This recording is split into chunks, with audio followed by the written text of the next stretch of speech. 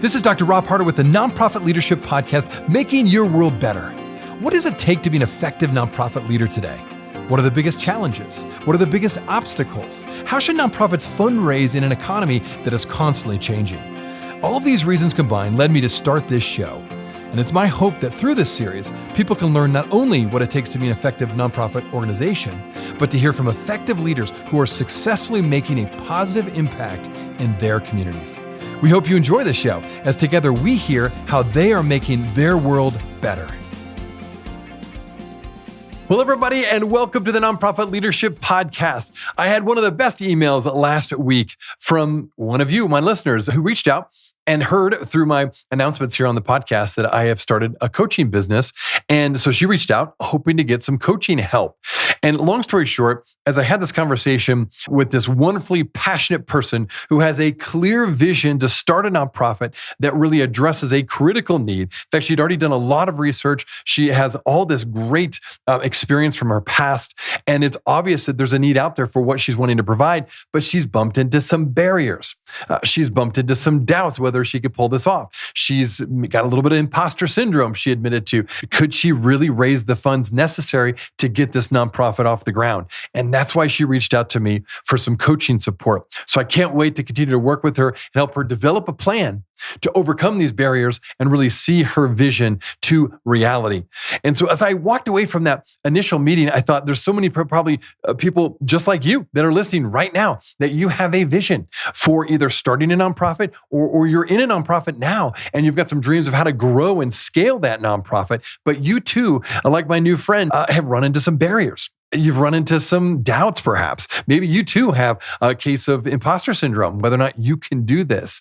And so I just encourage you, I would be more than happy to discuss whatever vision you have, whatever idea you have, and what those barriers are that may be able to, with some coaching help, that we can remove those barriers so you too can accomplish the dream that you have in your heart and in your mind, or whatever barrier you're bumping into at your current nonprofit, that you can remove that to really grow and scale your current organization. So all you got to do, just reach out. robharder.com is my website. You can reach out at rob@robharder.com. Would love to talk to you. And most of all, I get so excited hearing about the vision and the passion that so many of you have to really make this world a better place, to accomplish something that maybe no one else is doing, or to address a need that no one else is meeting. I believe that you've got a great vision and would love to help you accomplish whatever that dream is. Okay, now on to today's topic, because today's topic is really important. In fact, this may be a key to helping you overcome your barriers in your current nonprofit organization. The topic today is corporate philanthropy. You know, we've talked a lot about philanthropy and fundraising of all different types here on the show. As you know, if you're a regular listener, you've heard all kinds of wonderful guests that have talked about this topic. Today, we're going to focus our efforts and our attention on corporate philanthropy specifically. And the reason is because the guest that I have on the show today is Tiara Green. She's from Accessia Health, and that's been her specialty. And the reason I really wanted to have someone who really specialized in corporate philanthropy is because so many of you nonprofit leaders get a large percentage, is my guess, a large percentage of your overall budget through philanthropy anyway, comes through corporate philanthropy, corporate gifts, corporate foundations. So you are probably one of these that need to figure out, how do I increase my corporate giving in order to, expand and grow the programs you want to grow and expand with your nonprofit. So Tiara's here to talk a bit more about best practices, lessons that she's learned, and what's been really fun along the way. She'll not only talk about these best practices and lessons learned, she'll also share what she has stopped doing and what our organization has stopped doing when it comes to fundraising, simply because it's just become ineffective. I think you'll be really surprised to hear what she says about what she's stopped doing, in addition to what, of course, she is continuing to do. Well, more on that to come. Now, on to the show. Thanks for tuning in.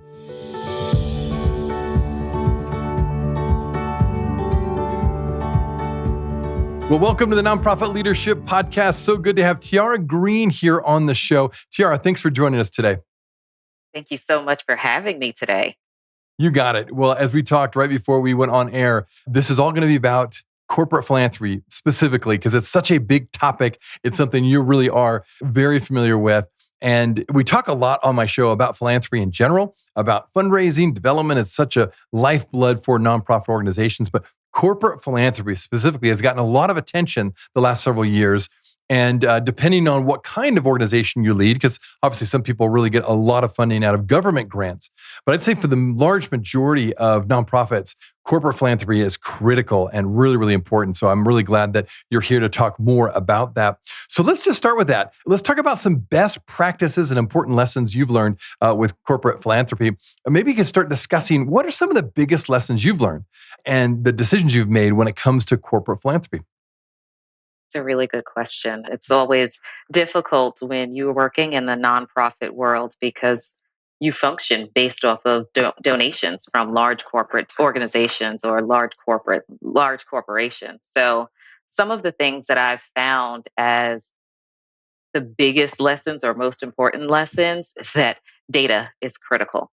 And I talk about this a lot because we say that data tells a story. When you are trying to find a corporate grant or the right corporation to potentially partner with, you want to make sure that you're able to demonstrate impact and value to that organization in order for them to donate funds. So that's the biggest lesson learned. And I think most people, when they get into this, they find out like towards the end of a grant cycle that they don't necessarily have the data necessary to even apply for a grant. So understanding the business up front and saying, okay, this is what we hope to accomplish. How are we going to show that we've successfully done these things? And starting from there to put together your data story. I think the other thing is really aligning with the goals and missions of some of those corporations. And that is probably the key piece in all of this because they want to know that they're getting a bang for their buck by giving to a nonprofit organization who's doing the work and that it aligns with their overall goal as an organization.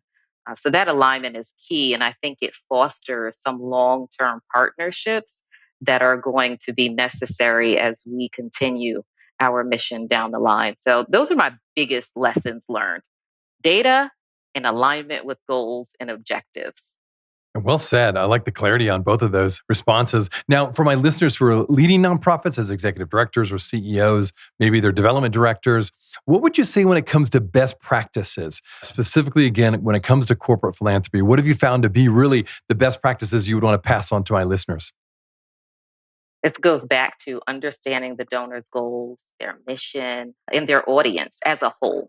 But also take a look at the projects that they funded in the past. It gives you some key insights and a kind of sneak peek behind the curtain as to what's important to them overall as an organization. Every donor sets their own goals, and we have to do our research to understand the most opportune areas of alignment, looking for the overlap in the area with the organization, the focus on the funding opportunity. Where does it lie? What types of projects have they previously funded? Historically, where a donor puts their dollars is where they may want to continue, or if they funded it for so long, maybe they're looking at another area to focus their dollars and time on. So looking at, have they donated to a similar cause in the past? You may be able to even see the amount of funding they've awarded to some of these projects and the outcomes that were tracked. Again, it's that sneak peek behind the curtains to say what is important to this organization. And then there's, where's the white space, right? How can donating to our nonprofit open up a new set of opportunities for them? Why is it going to be important for this organization or this corporation to donate? So those are some key pieces when doing our homework because that's key.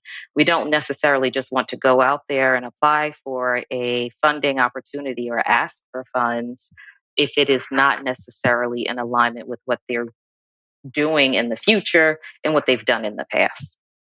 It allows you to just look at it and then think about your impact, underscoring the human impact of the donation so that you're making that personal tie.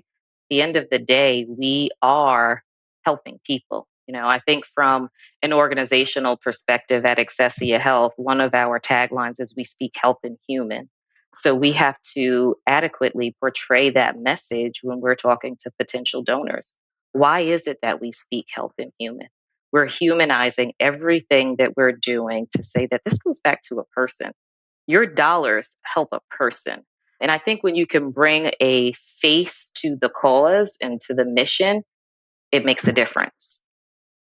The personal touch, so important. Couldn't agree with you more on that. If someone's listening and they hear that, hey, do some research, find out. What if they really are having a hard time finding out where these various corporate companies have given in the past? What are some of the tools that you found most helpful to find that out? I usually, so if it's not on their corporate social responsibility page, right, you can always look at the overall mission of the organization. That About Us page on these websites will tell you some key information about the organization. Look for news articles, look on their social media pages. What are they highlighting? But you have to dig deep and do that research just to increase your chances of funding in the future. No, that's wise. No, I completely agree with you. Yeah, it's funny how sometimes we just scan through certain parts of web pages and not thinking, no, there's actually a lot of really important material if you take the time to really read and understand. So really good. Okay.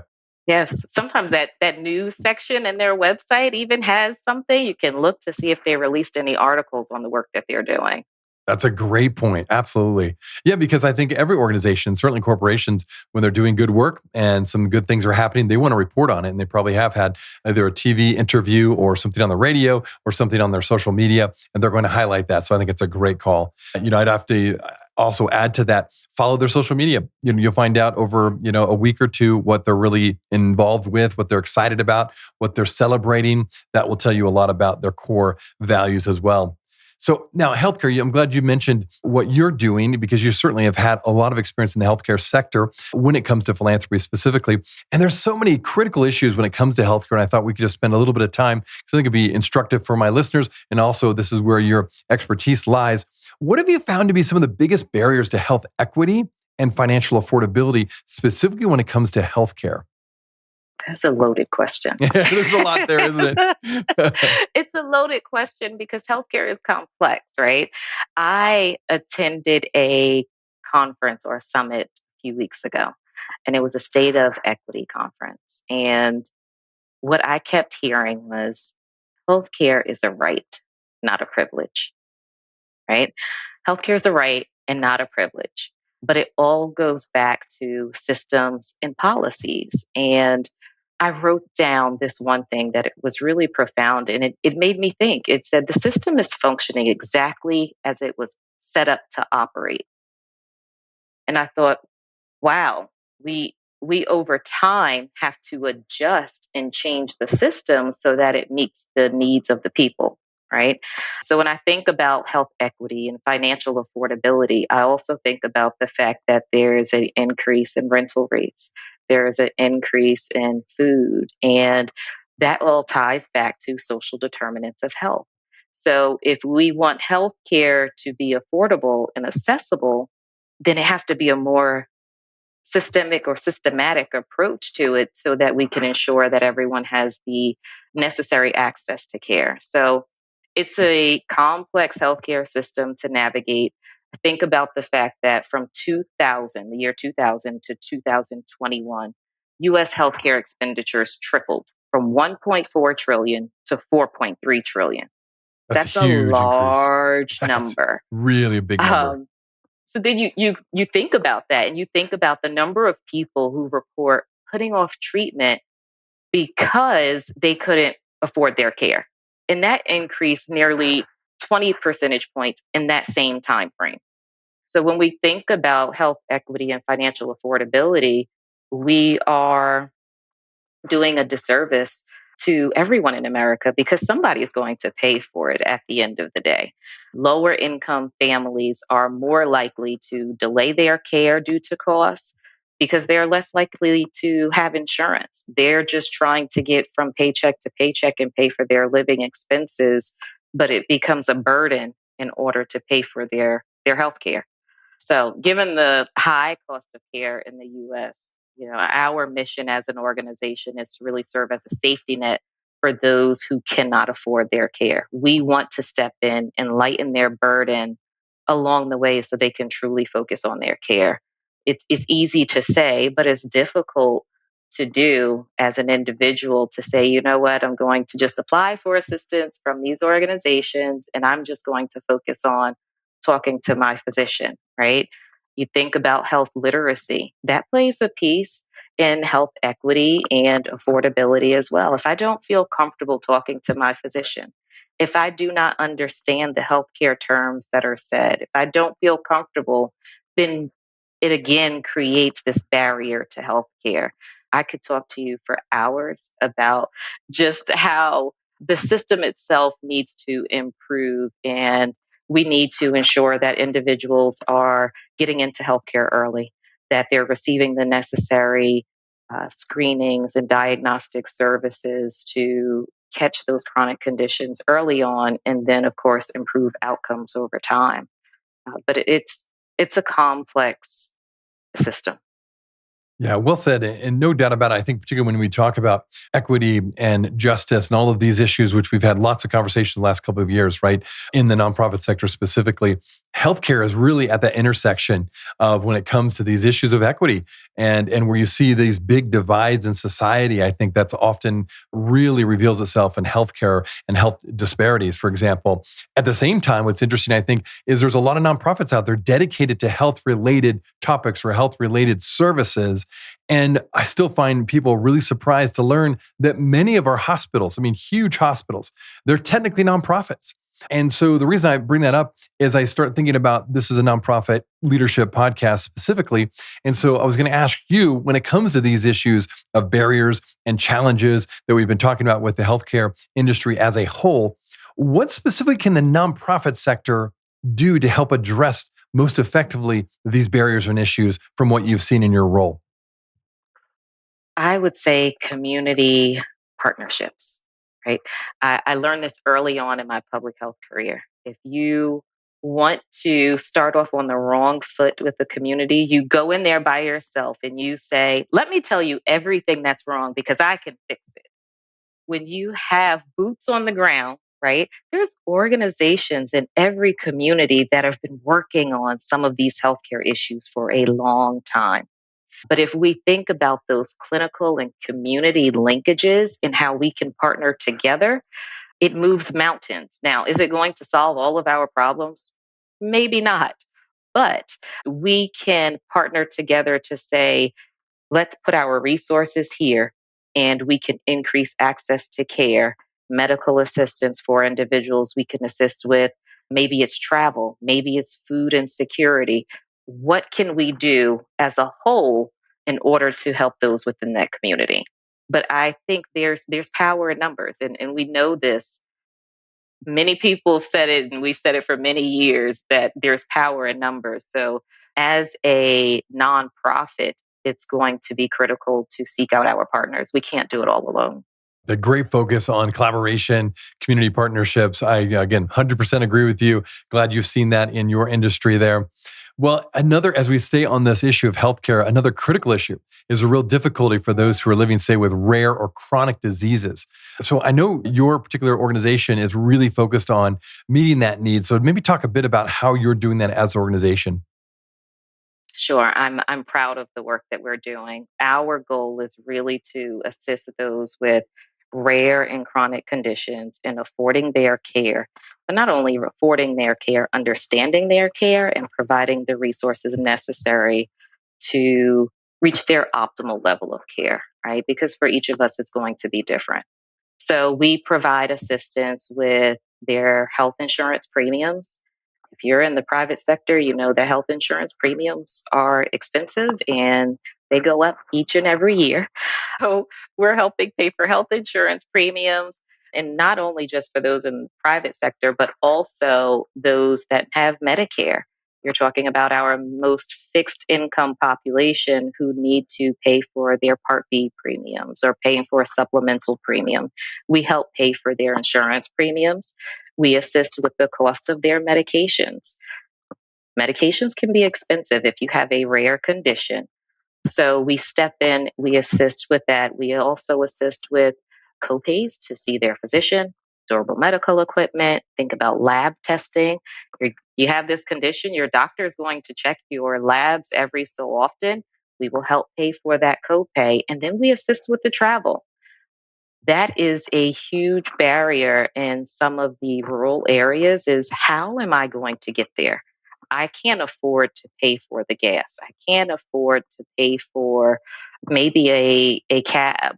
Whatever it may be, we step in to pay for those costs. We also have a webinar series titled Amplify Your Voice, Control Your Care, where we truly provide tidbits of information to help them navigate the healthcare system. How do I properly communicate with my physician? What is a in-network provider versus out of network? What is it? What does it mean to have a copay versus co-insurance? We really try to equip them so that they can make informed healthcare decisions as they work hand in hand with their provider. And it's a holistic approach. We allow them to utilize the funds as they see fit. Maybe my need as an individual is more focused on travel. Maybe your need would be paying for the copay to see their physician. Every person is different, and we understand that. We'll be right back. Are you ready to revolutionize your advocacy efforts and significantly impact policy change? Discover Quorum and level up your advocacy to better educate more lawmakers. Quorum is the only unified public affairs platform that empowers nonprofits to map, track, change, and report on the policy landscape, all in one place. Explore how Quorum Grassroots helps nonprofits create compelling campaigns in minutes. The result? Your nonprofit doesn't just participate in the advocacy, it drives it. Quorum, where influence meets innovation. You can learn more at quorum.us. Hey, friends, and thanks so much for listening to the Nonprofit Leadership Podcast. I want to let you know that I've recently become a professional certified coach. With my nearly 30 years of nonprofit experience, I know firsthand how hard you work as a leader. I also know how important it is to have someone you can call on to get help with the barriers, the leadership challenges that you will face both professionally and personally. And I really want people to thrive, to become all they were meant to become by providing coaching and consulting services. So if coaching is something you've always been interested in, but maybe weren't quite sure what it was all about, I encourage you to reach out. You can go to my website, robharder.com, or just email me at rob@robharder.com. I would happy to provide a free sample coaching session so you can determine if coaching is for you. All right, thanks again for tuning in. Now back to the show.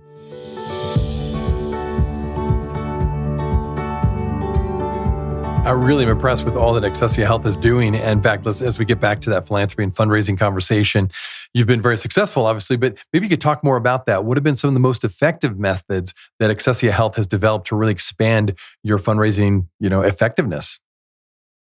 I would say telling our story, right? And I mentioned this earlier in the human impact. I love leading this organization because number one, I believe in the mission, but number two, I understand the journey. So when you truly believe in the work that you're doing, it makes a difference. So telling our story and the impact out of our work on those that we serve has been really critical and effective in how we raise funds. We talk about our key differentiators. What is it that we do that sets us apart? And I think that would be true for any nonprofit organization, right? What is your secret sauce? When you are talking to potential donors, you have to know your story. Why is it that they should give their funds to you? So we know what our secret sauce is. We know our key differentiators, and we're able to explain that not only from a human standpoint, but from a data standpoint as well. Secondly, if I had to say another effective method, I would say forming strategic partnerships. And sometimes it starts out as just a conversation and not necessarily, hey, my hand is out looking for money.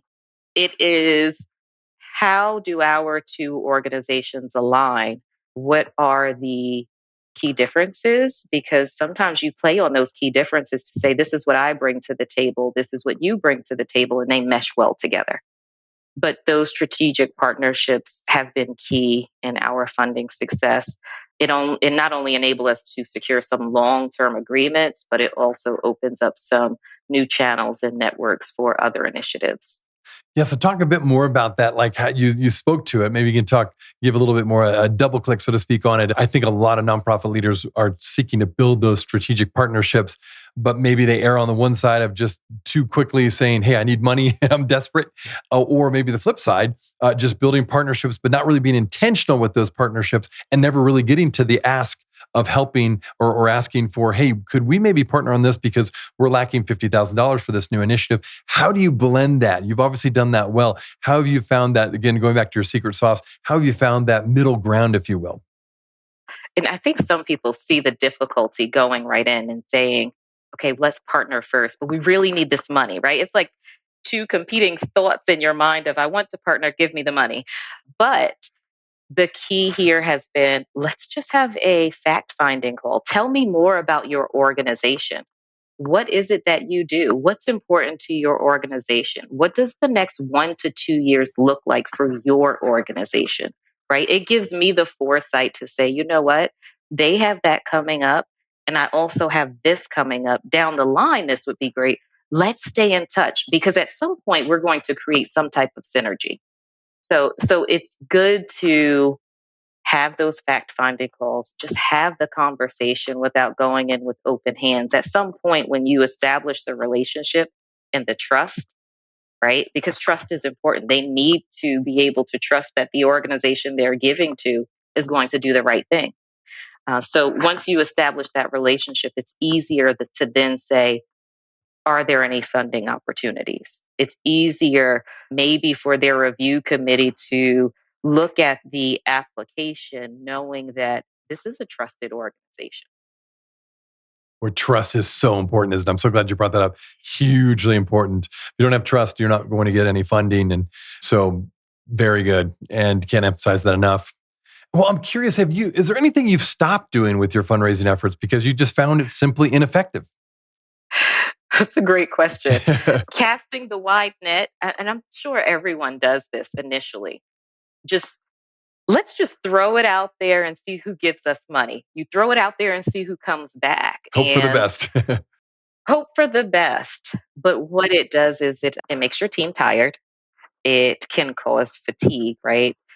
But it also can discourage the team because we haven't adequately done our due diligence and our research into that organization to say, this is going to be beneficial to us. Our chances of receiving funding from this organization is at least 50%, not 10%, right? But it allows for more strategic focus when we are really doing our due diligence. But casting that wide net is probably something I would never go back to. Okay. Good to know. No net casting, okay, for listeners. It's Yes, just too much. Yeah, I think it you're so is. smart. So smart. Yeah. Yeah, it's interesting that this, a little bit of a side note, but related to that, I literally just today, I was reading an article and it was all about, well, I think it was the Chronicle of Philanthropy, but it's all about organizations that have really grown, nonprofits that have grown large. And what they're finding is that they really concentrate their fundraising on a specific sector. So, for example, if you really get most of your funds from the government, you really lean into that and you get really good at asking for the funds from the government and you get really good at reporting on those funds. In other words, what they were finding, now it's an initial study, it's kind of counterintuitive from what we always heard of diversifying your funding sources. They're saying, well, maybe not anymore. Maybe you need to get really good at a couple of streams, or in fact, they're saying one primary stream. And so I look at more research on that because I've definitely been taught all my years in nonprofit, leadership is to diversify your fundraising, right? And so it's interesting that you mentioned the wide net. That, well, maybe you diversify, but maybe not as wide as we've been thinking because it wears you out. It burns out your team, and that's a really good It point. does. And at some point, if you keep casting this wide net and not catching anything, then it feels like I'm not accomplishing anything in my job, number one. And number two, I've wasted all of this time when I could have focused my attention on doing the research, number one, and number two, becoming an expert in just that one thing or those two things or three things instead of 5,000 things. So it's a more strategic approach. Yeah. Yes. That's what it sounds like. Okay. Well, you've learned a lot, I'm sure, of leadership lessons along the way. And I just thought I'd ask one or maybe two of the top leadership lessons you've learned in your own journey when it's come to leadership, leading the nonprofit sector specifically. What would you share with our listeners that you've learned along the way? I'm a fan of Brene Brown. I'm sure most people are aware of Brene Brown, right? So a few years ago, I read the book Dare to Lead. And it's a great book. And I recommend it to every leader that I talk to. What I like about that, and this is one of my most important lessons learned, and I say it to my team all the time, clear is kind. And it's just that simple statement, right? It seems like it's so minor. But when we are unclear in our expectations, in our values, in who we are, then our team doesn't know what to expect. And not only our team, I lead in my household too, right? My husband and I, we co lead. So in everyday life, clear is kind. And it goes a long way. Communication is very important. And I loved when she said it because it was just so plain and simple, but it it speaks volumes. So the other important lesson learned is trust and transparency. If I had to pick another one, not only with your team but your potential donors, but when you build trust with your internal team and those partners, it becomes easier to communicate and they feel confident in what you're doing as a leader, number one, and number two, what you're doing as an organization. Mm-hmm. Oh, it's so good. So, yeah, building trust through transparency. Love that. And then clear is kind. In fact, it's ironic you mentioned that book specifically, Dare to Lead. Last year, I took my entire team through that book together, and it was so good. I totally agree with you. I think it counteracts I think a lot of the fears and concerns most leaders have of being vulnerable and open and transparent, right? And yet, that is so critical for building trust with your team. If you want to build trust with your donors, you want to build trust with your team, start there, right? So well said. I couldn't agree with you more. Great examples. Well, for my listeners that are hearing you and hearing a little bit more about what you're doing, how best can they find you, maybe connect with you, and also learn a little bit more about Accessia Health? Absolutely. So to learn more about Accessia Health, you can visit our website, accessiahealth.org. It's spelled like access, IAACCE, health.org. You can find us on social media, LinkedIn, Facebook, Instagram, YouTube. You can find me on LinkedIn at Tiara Green. And as our team continues to hit the road, we'll be at many conferences over the next few months. If you look at our website, it'll tell you where we will be. And if you're interested in collaborating or you just have a question or just want to connect, just send us a message. Excellent. Well, Tiara, thanks so much again for being on the show. Thanks for what you're doing, to really build up the nonprofit sector, number one, but also really provide such a critical service for those who particularly are overlooked, often underserved. So again, thanks for being on the show today. Thank you so much, Rob. I appreciate it. Hey, friends. Well, I wanted you to know that this podcast can be found on iTunes, Spotify, Amazon, Google Podcasts, and wherever you listen to other podcasts. I also want to encourage you to like, subscribe, and share this podcast with others. This will actually help us get this great content out to more nonprofit leaders just like you. You can also join the Nonprofit Leadership Podcast community. Find other resources and interviews of past guests all on my website, nonprofitleadershippodcast.org. Well, thanks again for listening. And until next time, keep making your world better. And don't forget to subscribe to my YouTube channel, the Nonprofit Leadership Podcast. Go to YouTube and look up Nonprofit Leadership Podcast. We'll see you there.